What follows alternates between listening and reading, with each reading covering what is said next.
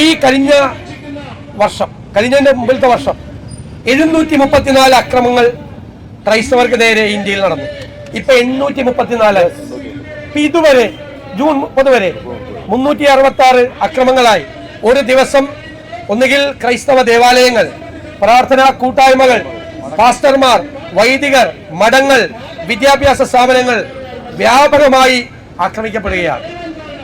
നമുക്കറിയാം, കുരിശു മരണത്തിന് മുമ്പ് ക്രിസ്തു ശിഷ്യന്മാരോട് പറഞ്ഞു, അത് യോഹന്നാന്റെ സുവിശേഷത്തിൽ പറയുന്നുണ്ട്, നിങ്ങളുടെ ഹൃദയം കലങ്ങി പോകരുത്, നിങ്ങൾ ദൈവത്തിൽ വിശ്വസിപ്പിൻ, എന്നിലും വിശ്വസിപ്പിൻ എന്ന് പറയുന്നുണ്ട്.